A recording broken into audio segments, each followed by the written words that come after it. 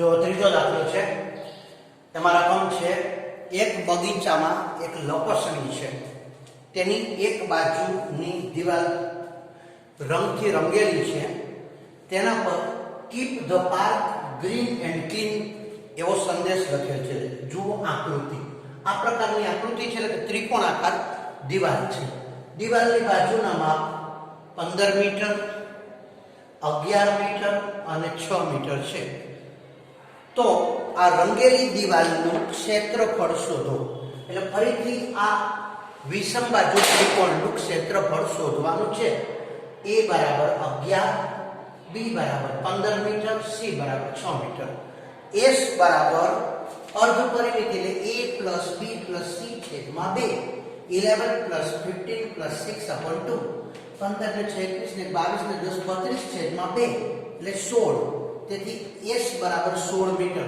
હવે આ ત્રિકોણાકાર દિવાલનું ક્ષેત્રફળ હેરોનનું સૂત્ર વર્ગમૂળમાં s s - a s - b s - c s એટલે અહીંયા મળી ગયું 16 s - a 16 - 11 s - b 16 - 15 s - c 16 - 6 એટલે 16 માંથી 11 જાય તો 5 16 માંથી 15 જાય તો 1 16 માંથી 6 જાય તો 10 16 એટલે 4 નો વર્ગ પછી 5 1 એમને 10 એટલે 5 દુ 10 તો 4 નો વર્ગ એટલે એનું વર્ગમૂળ 4 અહીં 5 ગુણ્યા 5 એટલે 5 નો વર્ગ તેનું વર્ગમૂળ 5 આ બે એકલા રહી ગયા એ અંદર રહી ગયા એટલે 5 ચોકો 20 વર્ગમૂળ 2 20√2 મીટર સ્ક્વેર આનું ક્ષેત્રફળ થાય કોક આવું કરે કે 16 પંચા 80 ગુણ્યા 10 એટલે 800 તો 800 ના અવિભાજ્ય અવયવ પાડો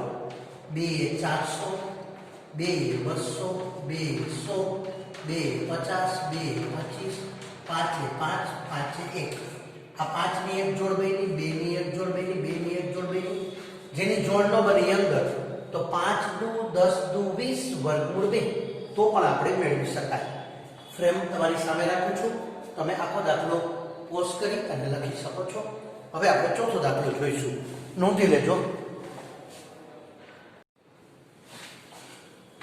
ચોથો દાખલો છે રકમમાં એમ છે કે એક ત્રિકોણની પરિમિતિ 42 સેન્ટીમીટર છે એની બે બાજુઓના માપ અનુક્રમે 18 અને 10 છે તો આ ત્રિકોણનું ક્ષેત્રફળ શોધો હજુ અહીંયા આપણે બે બાજુના માપ આપ્યા છે a બરાબર 18 b બરાબર 10 અને પરિમિતિ આપી છે પરિમિતિ એટલે ત્રણેય બાજુનો સરવાળો 42 તો આપણે પહેલા તો ત્રીજી બાજુ શોધી લઈએ તો આમ થશે ને a + b + c બરાબર પરિમિતિ એમાં a ની કિંમત 18 + b ની કિંમત 10 વત્તા ત્રીજી બાજુ c આપણે શોધવી છે પરિમિતિ 42 18 ને 10 28 28 + c બરાબર 42 તેથી c બરાબર 42 - 28 તેથી c બરાબર 14 એટલે કે ત્રિકોણની ત્રણેય બાજુ મળી ગઈ a b અને c હવે આપણે આનું ક્ષેત્રફળ શોધવા માટે હેરોનનું સૂત્ર વાપરીએ પણ પહેલા s મેળવી લઈએ s એટલે અર્ધ પરિમિતિ a + b + c છેદમાં 2 પણ પરિમિતિ તો તૈયાર આપી છે 42 છેદમાં 2 એટલે 21 એટલે s બરાબર 21 સેમી હવે આપણી પાસે ત્રિકોણની ત્રણેય બાજુના માપ છે અને પરિમિતિનું માપ છે અર્ધ પરિમિતિનું માપ પણ છે હવે અહીંયા કિંમત બહુ નાનો દાખલો છે ત્રિકોણનું ક્ષેત્રફળ બરાબર s કૌંસમાં s - a s - b s - c s એટલે અર્ધ પરિમિતિ 21 s - a 21 - 18 21 - 10 અને 21 - 14 ત્રીજી બાજુ હવે ધીરજપૂર્વક સાદુરૂપ આપો 21 ગુણ્યા 21 માંથી 18 જાય તો 3 21 માંથી 10 જાય તો 11 અને 21 માંથી 14 જાય તો 7 હવે આપણે અહીંથી વિચારીએ જો ખ્યાલ આવી જાય તો 21 અને 3 * 21 એટલે કે 21 નો વર્ગ 21 અને 3 * 21 ગુણ્યા 11 21 નો વર્ગ છે એનું વર્ગમૂળ નીકળી જાય 21 11 નું વર્ગમૂળ ન નીકળે એટલે કે આ ત્રિકોણનું ક્ષેત્રફળ 21 વર્ગમૂળ 11 સેમી સ્ક્વેર થાય. જો મિત્રો ફરી એકવાર તમને ખબર છે છતાં કહી દઉં કે ત્રિકોણ હોય કે કોઈ પણ આકાર હોય એની બાજુના માપ આપ્યા હોય એ સેન્ટીમીટરમાં કે મીટરમાં હોય, પણ એનું ક્ષેત્રફળ છે એ સેન્ટીમીટર સ્ક્વેર અથવા મીટર સ્ક્વેર અથવા ચોરસ સેમી કે ચોરસ મીટર એવું કહેવાય. તો અહીંયા આપણે 21√11 સેમી સ્ક્વેર બરાબર અથવા ચોરસ સેમી કહી શકાય. તો તમારી સામે રાખું છું, તમે પોઝ કરી અને નોંધી શકો છો. હવે આપણે પાંચમો દાખલો જોઈશું. જો પાંચમી રકમ છે, એક ત્રિકોણની બાજુઓના માપ 12/17/25 છે, 12:17:25 અને આની પરિમિતિ 540 સેમી છે. તો આનું ક્ષેત્રફળ શોધો. હવે બાજુઓના માપ નથી આપ્યા, એનું પ્રમાણ આપ્યું છે. તો પહેલા આપણે બાજુઓ શોધી. તો ધારો કે બાજુઓ 12x પ્રમાણ આપ્યું ત્યારે આપણે x ધારી લઈએ છીએ, 17x અને 25x છે. હવે ત્રણેય બાજુના માપ પડી ગયા તો પરિમિતિનું સૂત્ર છે ત્રણેય બાજુનો સરવાળો 12x + 17x + 25x બરાબર પરિમિતિ 540. તો આનો સરવાળો કરીએ 2 ને 7 9 ને 5 14 નો ચોગડો બધી આવી 1 ને 1 2 ને 1 3 ને 2 5 54x બરાબર 540. તેથી x બરાબર 540/54 એટલે x બરાબર 10. હવે બાજુઓનો માપ 12x એટલે 12 * x એટલે 10, તો 12 * 10 એટલે 120 semi. 17x 17 * 10 170 semi. 25x 25 * 10 250 semi. હવે ત્રણેય બાજુના માપ પડી ગયા.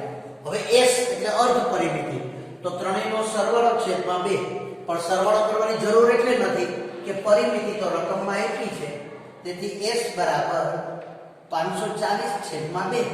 s એટલે અર્ધ પરિમિતિ, યાદ રાખજો. એટલે પરિમિતિને 2 વડે ભાગી નાખો એટલે 540/2 270, અથવા આ ત્રણેયનો સરવાળો કરો તો 540 થાય છેદમાં 2 એટલે 270.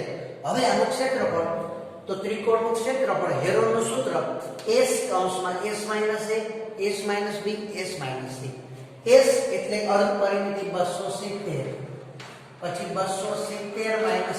હવે અહીંયા a b અને c એટલે ત્રણેય બાજુઓ છે, ક્રમનું મહત્વ નથી, ગમે તે બાજુ પહેલા લઈ શકાય. તો 270 - 120. બીજી વખત 270 - 170 અને ત્રીજી વખતે 270 - 250. હવે આપણે આનું સાદું રૂપ આપીએ. 270 ગુણ્યા 270 - 120 બાદબાકી કરો 0 7 માંથી 2 જાય તો 5 2 માંથી 1 જાય 150 ગુણ્યા 270 માંથી 170 બાદ કરો તો 100 અને 270 માંથી 250 બાદ કરો તો 20. હવે આપણે આનું સાદું રૂપ વિચારીએ. તો પહેલા તો સહેલું કરવું હોય તો આ 1 2 3 4 ને 5 મીંડા છે એટલે ચિંતા થાય કે 5 મીંડા ન હોય 4 મીંડા હોય તો જોડી બને, પણ આપણે આના અવિભાજ્ય અવયવ પાડશું ને તો આપણે તરત સમજાઈ જશે. એટલે આવા કિસ્સામાં ન ખબર પડે તો અવિભાજ્ય અવયવ પાડો અને જોડી બનાવો. બરાબર. તો 270 છે ખરેખર તો 3 તેરી 9 તેરી 27 ગુણ્યા 10 એટલે 270. પછી 150 છે એટલે 5 તેરી 15 ગુણ્યા 10 એટલે 5 તેરી 15 દાન 150. 100 એટલે 10 ગુણ્યા 10. પછી કોઈ એક 10 ને ભાગ કરો તો કરશું આગળ. અને અહીંયા 20 એટલે 5 ચોકું 20, પણ 4 ની જરૂર નથી તો 2 ગુણ્યા 10. હવે તમે અહીંથી બને એટલી જોડ બનાવો, પછી નવું વિચારજો. 1 2 3 અને 4 વખત 3 છે એટલે 3 ની 4 ઘાત. હવે 5 એક વખત છે અને 2 પણ એક વખત છે, તો 5 અને 2 નો ગુણાકાર કરી નાખો. 5 દુને 10. હવે 10 કેટલી વાર છે? 1 2 3 4 5 અને આ 5 દુ 10 એટલે 10 છે એ પણ 6 વખત આવી ગયો, 10 ની 6 ઘાત.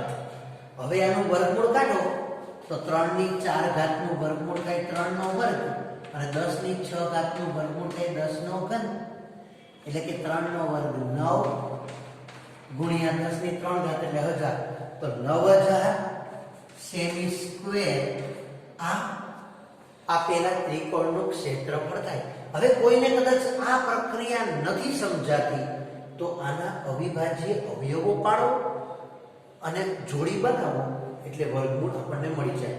હું ફ્રેમ રાખું છું, તમે આની વ્યવસ્થિત રીતે નોંધ કરી લો. પોઝ કરી અને નોંધ કરજો. પછી આપણે છઠ્ઠો દાખલો જોઈએ.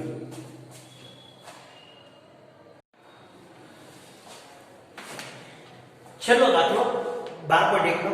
એક સમદ્વિબાજુ ત્રિકોણની પરિમિતિ 30 સેમી છે. એની સમાન બાજુની લંબાઈ 12 છે. સમદ્વિબાજુ એટલે બે બાજુ સમાન છે. અને સમાન બાજુની લંબાઈ 12 છે એટલે આપણે કહી શકાય a બરાબર 12 સેમી, બીજી બાજુ b બરાબર પણ 12 સેમી. હવે c આપણે શોધવી છે તો a વત્તા b વત્તા c બરાબર પરિમિતિ a એટલે 12 વત્તા b એટલે 12 વત્તા c બરાબર 30. તેથી c બરાબર 30 માઈનસ 12 વત્તા 12 24 સામે જતા રહે. તેથી c બરાબર 6. ત્રીજી બાજુ 6 મળી ગઈ. અને આની અર્ધ પરિમિતિ એટલે પરિમિતિ છેદમાં 2. તેથી s બરાબર 15 સેમી થઈ ગયું. હવે આનું ક્ષેત્રફળ તો બહુ સહેલું છે. ત્રિકોણનું ક્ષેત્રફળ s કૌંસમાં s minus a s minus b s minus c. s એટલે 15, 15 માઈનસ 12, બીજી બાજુ 15 માઈનસ 12 અને 15 માઈનસ 6. તેથી 15, 15 માઈનસ 12 એટલે 3, 15 માઈનસ 12 એટલે 3, 15 માઈનસ 6 એટલે 9. હવે 3 તેરી 9 અને આ 9 એટલે 9 બે વખત પણ 9 નો વર્ગ. 15 એટલે 9 નો વર્ગ છે, એનું વર્ગમૂળ 9. 15 નું વર્ગમૂળ ના નીકળે તો 9 વર્ગમૂળ 15 સેમી સ્ક્વેર આનું ક્ષેત્રફળ થાય. આ સાથે સ્વાધ્યાય 12.1 પૂરું. અને વર્ષ 2020-21 માટે બોર્ડે જે 30% કોર્સ ઘટાડ્યો છે 9મા ધોરણમાં એ પ્રમાણે તો સ્વાધ્યાય 12.1 જ હતું. તો આ સાથે આપણો આ પ્રકરણનો કોર્સ પણ પૂરો. પણ આપણે મહાવરા માટે આ પાર્ટમાં થોડા દાખલાઓ જોશું હજી વધારાના પ્રેક્ટિસ માટે. અને આના પછીનો ભાગ જે આપણે બનાવશું એની અંદરમાં આપણે 12.2 ની વાત લેશું. ભલે આ વર્ષે ઉપયોગી નથી પણ એ આપણે એ ભાગ જોઈ શકશું. સારું, તો હું ફ્રેમ રાખું છું, તમે લખી શકો છો. All the best.